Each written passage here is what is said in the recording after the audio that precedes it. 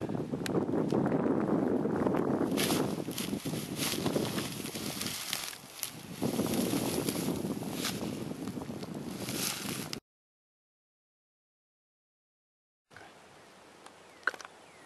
in another field here at North Florida Research and Education Center in Live Oak.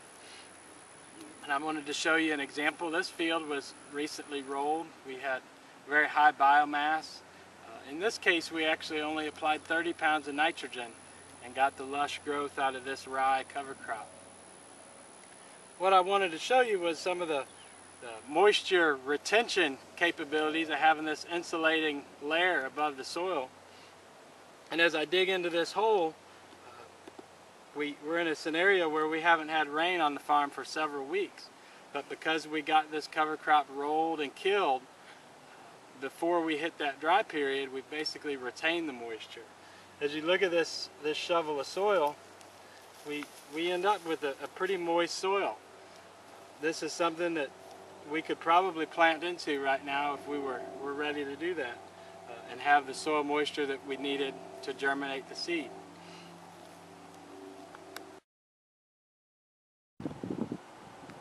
We're standing in a field that was plowed in a more conventional manner, prepared in a more conventional manner with what we would think of as full tillage.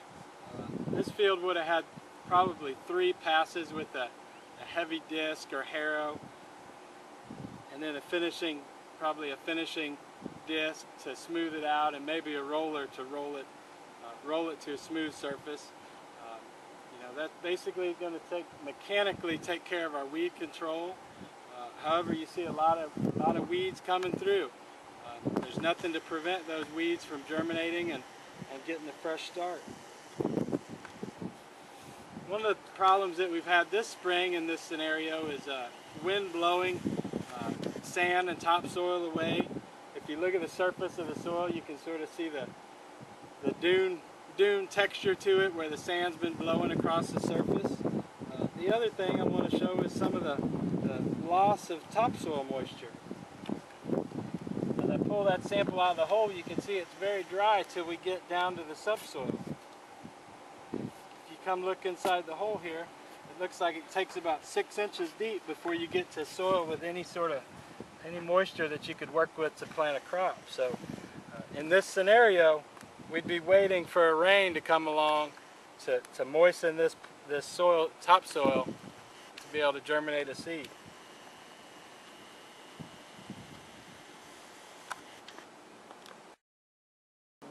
I'd like to share a couple examples with you of some of the weed control potential that cover crops can have.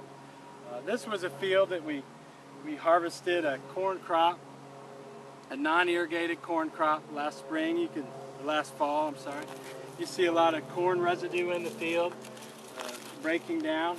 But what you see in this field is many winter annual weeds. We've got red sorrel, we've got evening primrose, and this field has actually been sprayed with 32 ounces of glyphosate about 2 weeks ago. You can see that glyphosate had about no impact on these winter annual weeds.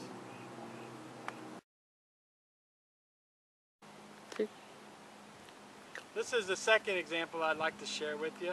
This is immediately adjacent to the previous cornfield. You can see in this case we again harvested a non-irrigated corn crop last season. See some of the residue here remaining on the surface. But in this case we came in with a no-till drill and planted an oak cover crop. The cool conditions we had, the oak cover crop didn't really thrive. However, what I wanted to show you more importantly is the weed control in this example. We really didn't have any of the winter annual weeds growing here.